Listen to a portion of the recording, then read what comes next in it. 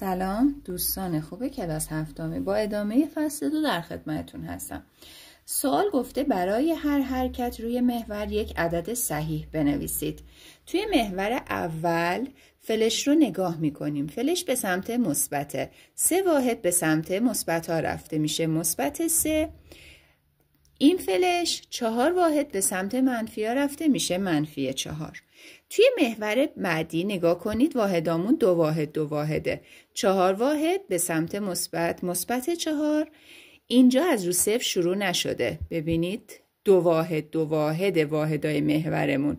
این 2 واحد اینم 2 واحد به سمت منفی یا منفی 4.